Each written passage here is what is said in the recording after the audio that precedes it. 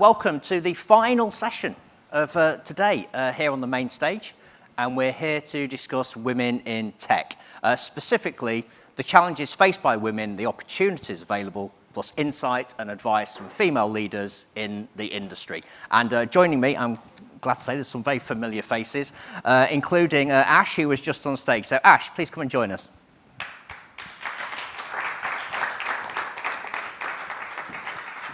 Just take a seat there. And also from earlier, we have Vicky Slight from TM Forum.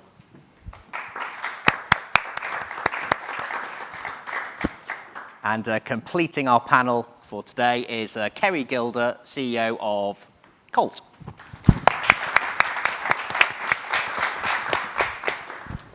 Okay, all right. So, lots of questions and lots to get through here. If we do overrun slightly, by the way, then that's fine, because it is the last session of the day. Well, we're going to try and keep this to around 30 or 40 minutes, ideally.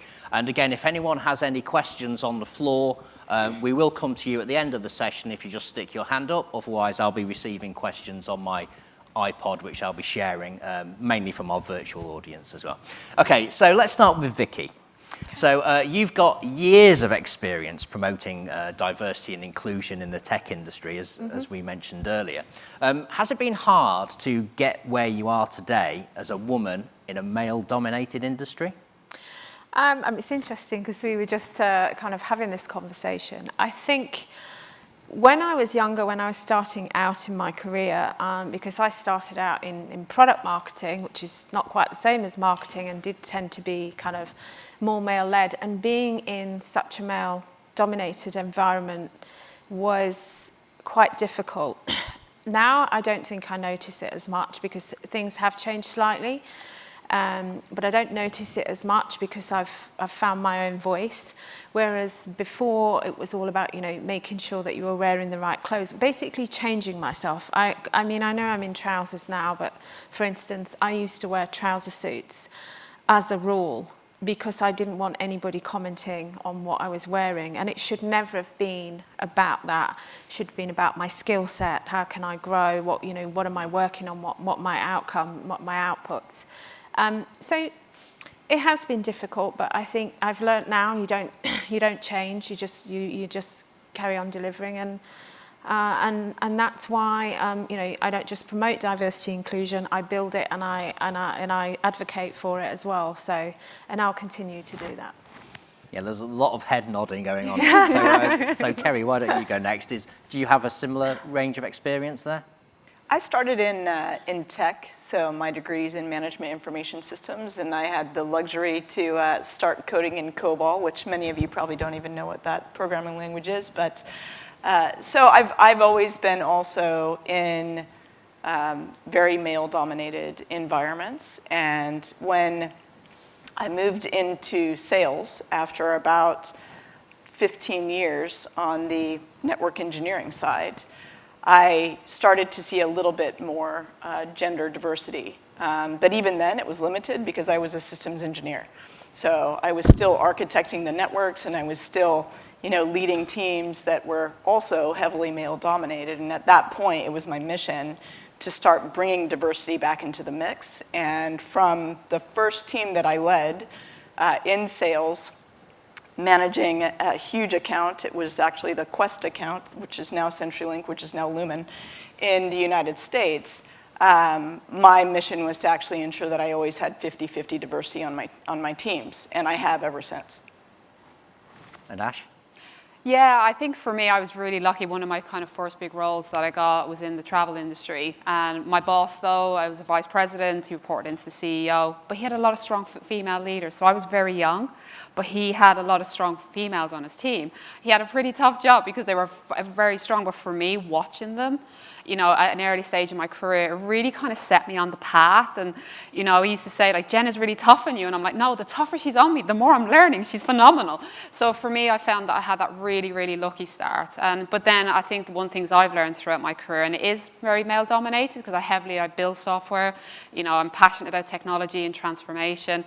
you know, for me, what the real piece is about, it's not just about the women supporting each other and getting on board, but we need to really highlight the men that really promote women. Yeah. Because it needs to be a two-way battle. So for me, I've been really lucky with a lot of the CEOs that I've got to work with, you know, when they have been male, that they did open the right doors, and phenomenal female leaders. So I still think it's a challenge. I do find it really hard. Sometimes I'm the only female in a boardroom. And, you know, that's just the way it is. But I think you got to keep building that confidence and overcoming that, but also make sure the pressure's on both sides to make the change, and really flag good behaviour and not just talk about bad behaviour. Yeah, that's a good point. I mean, that was one of my later questions, but I think we'll come to that now. What advice would you give to men in the industry, and what can they do, Vicky? What can the men do? I think, and I'm glad you pointed that out about the men supporting women. I think allyship is so important, and allyship and championing diverse talents, and not just women, but you know, somebody, and we should all do this, women included as well, because when you're championing somebody, you don't just talk about them when they're in the room and push them forward and put them in front of the right people, but you actually take a vested interest in helping them in their career, and you advocate for them when they're not even in the room. And I think, you know, whether you're an ally for LGBTQ+, or for gender, or for ethnicity, disability, that's something that I would really recommend doing, because we do need, you know, and I've had some great male allies in my career, and it has been helpful, and mentor as well. So, I mean, call me greedy, but I have 2 mentors, and so I've got, you know, the best of both. So I've got female and I've got male, because I need both those perspectives, and it helps them understand as well. So that's me. Okay, and now, Kerry, you're a CEO. Why do we need more women in leadership roles in technology? Well, you need them for thought diversity. I think I gave a statistic earlier, and of 330 executives, only 60 of them in the telecommunications industry are women. What that means is there's a lot of group thinking that's happening in those management rooms, and if that continues, then we will not drive the innovation and the resilience in order to drive the industry forward. And I think it's absolutely critical. And I don't necessarily think about, when I think about diversity, I don't break it down into groups.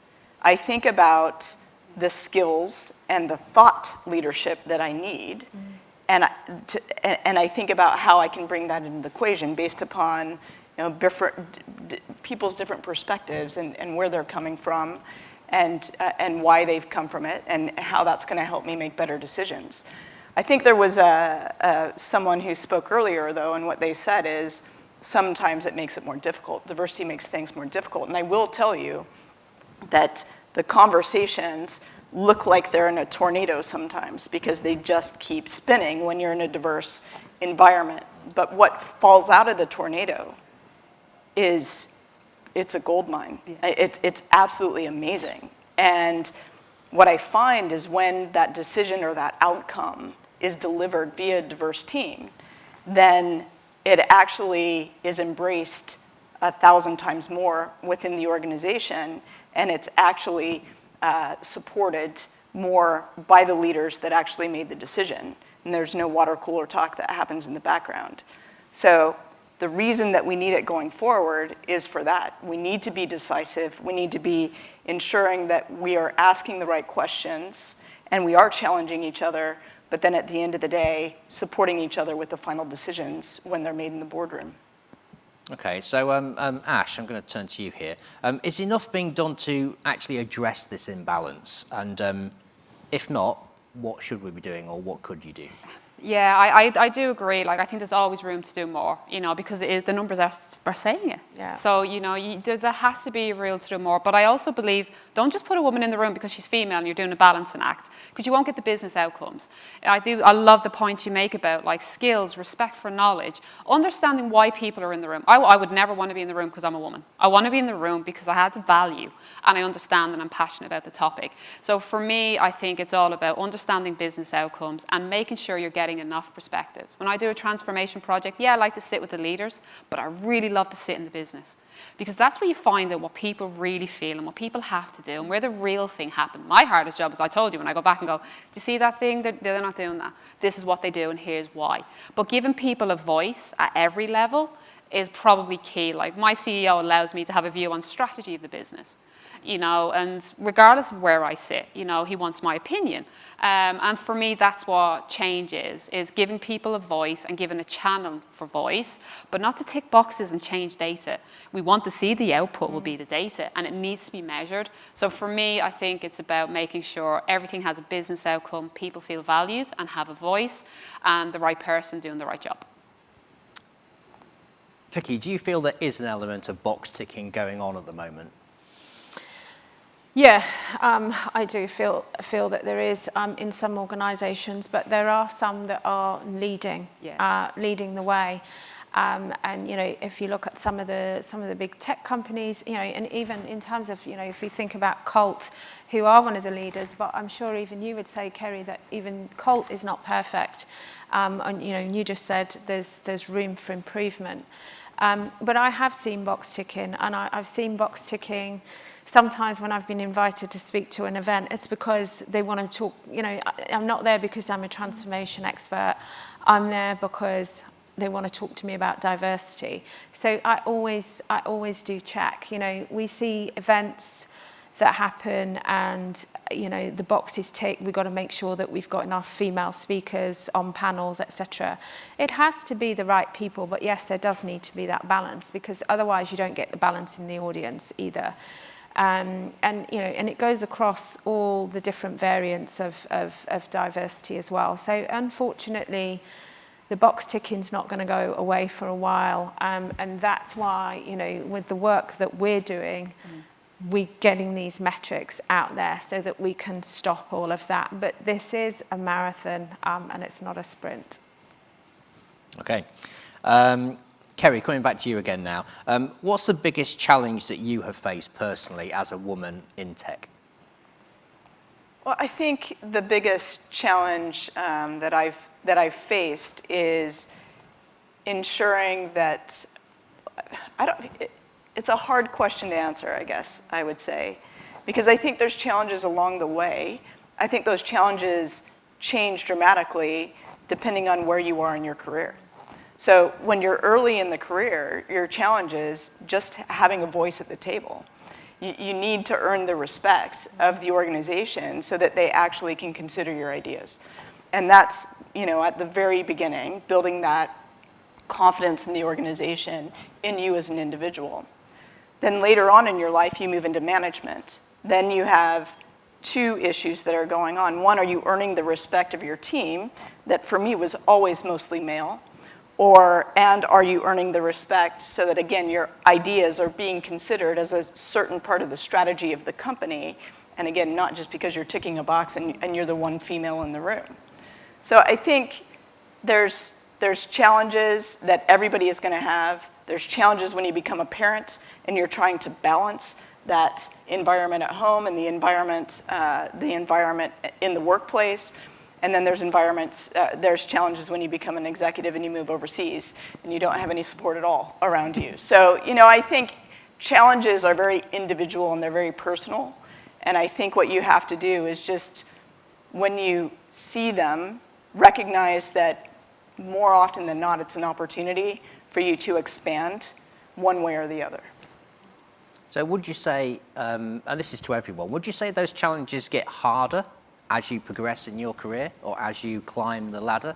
When you move into those management positions, do those challenges become more significant? I would say the challenges have a higher impact on the overall organization. I wouldn't say that they become necessarily harder, because I think as you get older, you build confidence. So you know how to deal with them better, and you don't suffer as much from the imposter syndrome that you do when you're, you know, early in your career. Ash? Yeah, like for me, like I was a young mum starting off in my career, and I remember there was a lot of worry of, well, Ash, she has a baby. You know, how's she gonna do? She's just got a baby. You know, she's on her own. How will she do it? And I felt for me, the challenge then was, no, let me work out my life. you know, the opportunity should be there. And, you know, and getting past that, I think, was a challenge. Was it the challenges I face now, where like Nathan's now 21, he's gone into tech, and everyone's like, he's phenomenal. And, you know, for me, the challenges are not necessarily hard, they're just different. Like I said, you know, there's different stages in your life, you're learning different things, and you're coming to cope with, like you said, like getting that respect, but also growing as a person, as a parent, and how you juggle your kind of world. So for me, it's more about how you cope with the challenges, I think, gets better, but the challenges are always there and just in a different form. And Vicky? Yeah, I mean, there's not that much for me to add, really. And, you know, I don't think the challenges get any different just because I'm a woman. It is, as you said, Kerry, the stage that you're at in your career, you know, and particularly if you're changing career path, you know, going from one thing to another, then that's a whole different set of challenges, but not necessarily because you know, my gender's female. Absolutely. Now, we were talking backstage, Ash, about pupils in school and trying to encourage more girls to take on STEM subjects and things like that. Is that where you think we need to begin to get more women into the industry, or to consider careers in technology? Definitely. Education is something I'm really, really passionate about in schools. The area I grew up in, Ireland, like, we didn't have a lot of visibility to technology and what was there. And I was really lucky that I met a boss that put me in a situation that allowed me to see things that I didn't know existed, gave me opportunity. Somebody got sick, I stood in, I superseded, and he was like, you need that job. But if I didn't have him, I don't think my career would have gone. So one of the big things I'm really passionate about is going into schools. So when we were doing a marketing campaign in education I worked in, I said, why am I using my marketing team? I went into a sixth form college. And I said, right, guys, I worked with Capital Radio, and I said, right, I want you to train these students how to write a radio advert, you know, record a radio advert, and they're going to do the job. And we went in, and Capital Radio came in, and the students actually did the campaign for us. I got the best campaign. It was the best campaign because their minds work so, so differently. So when I came to building my own software platform for education, when I went into schools, I loved the idea of going into a school and go, oh, here's the software platform I've built. I walked in with a piece of paper and go, here's my idea. I've got a full stack developer, and I've got a UX and UI designer, and this is the problem I'm trying to solve, and you guys are going to help me build it.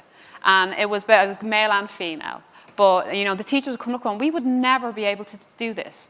Like, we don't have this. Who teaches our teachers today? And I think businesses have accountability to go into schools and really spend time with young people. And I did it in areas where maybe, you know, the schools aren't that great, but the pupils were brilliant. And for me, I think getting into schools, educating, there's different parts of technology. There is the coding side, there's the strategy side, there's the commercial side, there's the event side of launching it. I'm really open up their eyes. So yeah, I think businesses need to have accountability to work with schools. And you know, they have career days. Get involved in your local schools, help students. So yeah, and a lot of the girls, like, one of them came up to me, and my biggest compliment today in my career ever was when I went into a school and I ran a marketing workshop. I wouldn't allow you in my business to build when I was building the software platform unless you're willing to go into a school. And we did a whole marketing workshop, and the teacher messaged me later on and said, Ash, one of the students was crying earlier in the morning because she was really, really challenged, that she didn't know what she was doing. Everyone knew what they wanted to do in their careers, and she felt a little bit lost. And now she wants to, you know, go to university and do marketing. And then we helped her work on her applications and how she could apply what we learned. So it's a long answer, but education and young people, yes. I think if it starts there, then it goes through. We were talking about that, and we were saying how some stereotypes still exist in terms of career paths. So like my son, for instance, he's 15. He's following probably a quite traditional route, I would imagine, in terms of his education and his choices that he's making for GCSEs and for A-levels. So is that something that needs to be addressed? Yeah, I mean, and the thing is, you know, the path isn't always even to go to university. You know, I work with a lot of amazing, very talented and skilled people who did not have that opportunity. So, you know, not that I would say to anybody who's thinking of going to university, no, don't go. But actually, we need to think about the rest of the world, the rest of the population, and actually, you know, where are they? Where are these schools where they're probably not likely to have that opportunity to go to the university and go down that traditional route. And so when it comes to kind of the hiring as well for diverse talent is, have the blind CVs. You don't need to know which university they went to. Was it Red Brick? Was it one of the top universities? Because you're just hiring in the same image. So there are other ways of doing it, and it's all about learning. And even with young people is, to kind of say to them, just because you haven't got that tech degree, that does not mean that you cannot do this, because innovation in tech is moving so fast. A lot of the time we're all learning together. I mean, you just mentioned some coding that, many people won't know in the room because it's all moved on. So, they've just got to go for it, but it's giving them that encouragement and that belief. Okay. Now, we've talked quite extensively about diversity and inclusion. Is gender the most significant challenge when it comes to diversity and inclusion? I'm going to ask Kerry that. No, I don't think that you can take one segment of diversity and inclusion and say that it's better or worse than any of the others. Listen, nobody's winning this game and nobody owns it.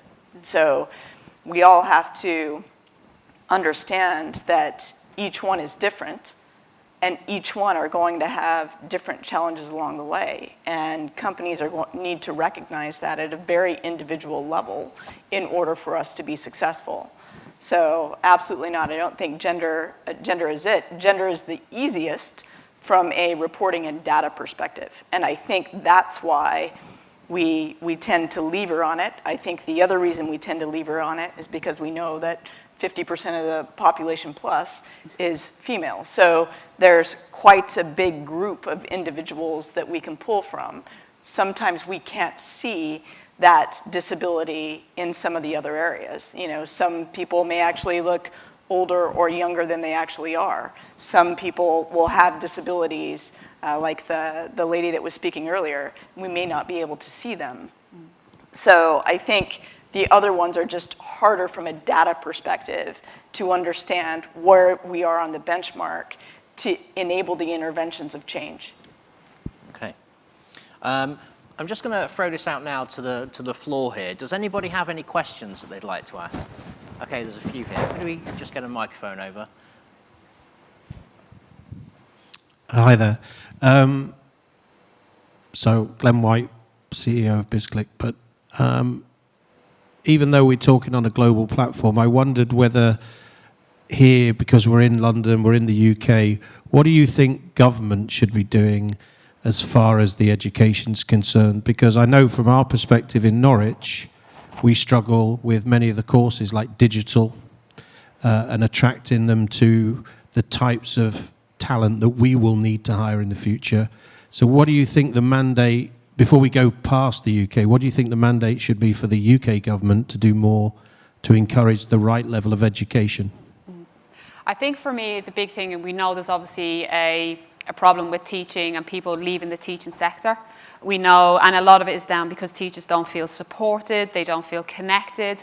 They're dealing with many challenges because our teenagers today bring a lot of challenges. And there's a lot of pressure on teachers. So for me, we got to make the teaching profession something that's highly supported. It needs to be something that they're able to connect and collaborate with each other. And we need to all step in and be accountable for making sure pupil success is based on everyone's contribution. And I think as long as the teachers are supported and connected, and government pay them better, be conscious of the support they need, depending on whether they're working in an inner city school or an outer city school. You provide loads of data on performance. Give them data on how they're going to use that data to help them perform. So I think for me, it's really starting with the teaching profession and making teachers feel valued, supported, and they are our best profession. If we don't look after teachers, we're not looking after the next generation of people coming up through the ranks. So yeah, government, look after our teachers would be my response. Okay, could we take the gentleman on the front row as well, please? Thank you. Jason Westgate, worked for Technology Magazine. I just want to say thank you first and foremost for obviously coming to here and obviously sharing some really challenging topics, which obviously no doubt kind of obviously enables us to grow collectively as a set of individuals. But we understand that there's an undercurrent of the need of diversity to drive better business insights and better decisions without treating it like a tick box exercise, I think is one of the main takeaways that I have. And although the path may be more disruptive than what people are feeling is normal, but I'm a great believer in the need for role models and mentors, personally as well as in business, enabling us to either know there's a path or to stand up and be seen. It'd be really interesting to hear who yours are, and the reasons why they may be your role models. I'm happy to take this one. So I do think role models are really important. When the Black Lives Matter event happened in the United States, of course, one of the tick box events that all of us did as companies is then held a session with our employee resource group in order to see, okay, how can we actually create an intervention, how can we help you, and how can we move the ball forward, and not just today, but forever.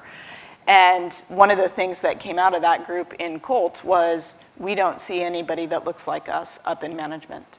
And so I do think that role modeling is important. I also think that in order to enable those role models, we as executives in the company need to make sure that we're actually creating the environment in order to promote that diverse profile up within our organizations. If I look at my role models, I'm like Vicky. I've been very fortunate over my career, and actually all of my role models are male, except for one, and the one that's not is my grandmother.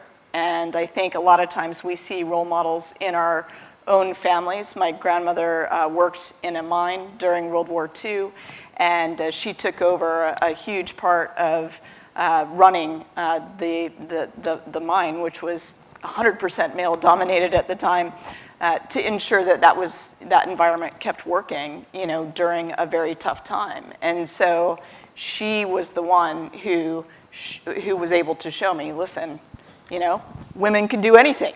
So, at the end of the day, I think it's true. You need that confidence building. You need that role model. And I think we can look both within our families and within, our industries in order to find them. Okay, thank you. Thanks for the question.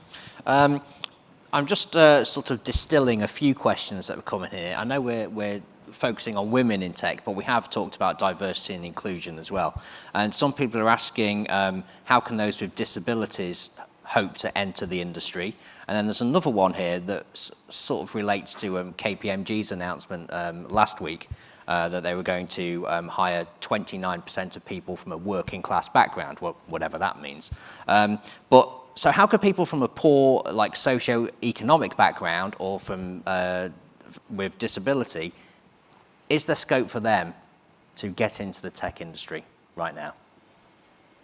I mean, I would say, yes, there is, and it's down to the organisations, and this is one of the things that we want to do in terms of interventions.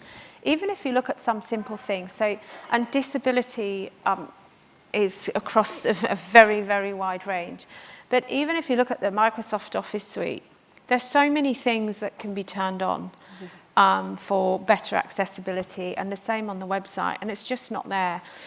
I've been in some very large company offices, I won't mention any names, and they said, no, we have got full accessibility, because they've got wheelchair access.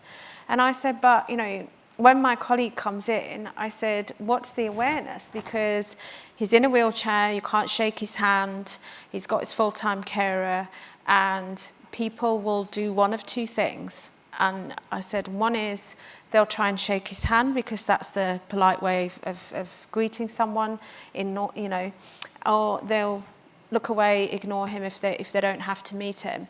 And I said, and I need you to see that, because it's not just about having the right accessibility, it's about having the right awareness. And I must admit, when I first met the person I'm talking about, he's a good friend of mine now, I went to shake his hand because I just didn't have that awareness. And every time I meet with him now, I'm just soaking up the information, and he's happy to share that, you know, what his needs are from a, you know, professional perspective with me.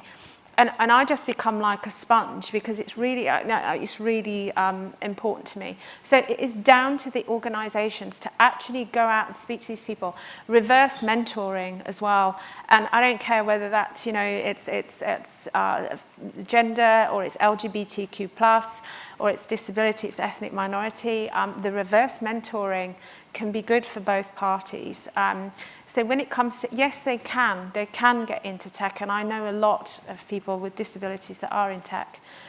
It's about recognising what you need to do, not just as an organisation, but as an individual. And it is okay to ask. Okay, and just one final question, because we're actually slightly over time, but it's one that I'll put out to all of you. Obviously, you're all very successful in your own ways in technology and in the tech industry. What advice would you give to young women today who are thinking of a career in tech? And Ash, we'll go with you first. For me is know boundaries and don't make decisions too quickly. Like for me, it was the ability to learn different things. You know, I started off in marketing. I fell in love with product and design and technology, solving problems. What's the problem we're solving? Why does this thing exist? So for me, for young people, I think coming in is open your mind. You're like, just look at different things, get involved in different departments, spend time with different people. And for me, you learn so much, and find what your passion is, and then that your passion will speak, not what you look like or how you behave. It'll be the thing you love will be the thing you'll gravitate to. So don't kind of pigeonhole yourself too early. Spread across an organisation and learn as much as you can, and value knowledge, share it, and always take it. So that'll be my advice. Okay, good advice. And Vicky? Yeah, I think, as I said earlier, just you know, don't consider it. Just go ahead and do it, and learn everything that you can. Don't put yourself into one box, and also talk to people that don't look like you. Don't remind yourself of you, and you know, just learn new skills. Don't change yourself. Don't change the way you dress. Nothing. It's just get on with it. Kerry? These ladies did a fabulous job, and learning is definitely it. I'd actually like to answer a different question, if that's all right, and that's what the men should do in the industry. And my ask to the men in the industry is to get involved in DE&I. More often than not, we see 3 women just like us today up on a panel.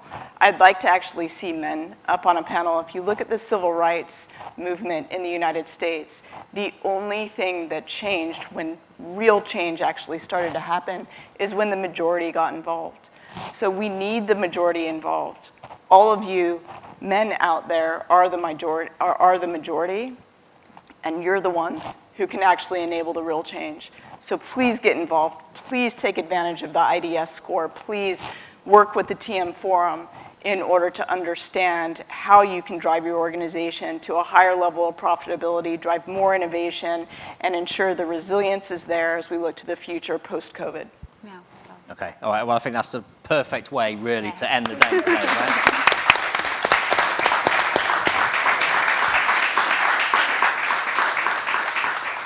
Okay, I think that's a perfect ending for today. I just want to say thank you to Kerry, Vicky, and Ash for not only for this session, but obviously the previous sessions that we did today as well. So thank you so much, guys. Another round of applause for our panelists, please.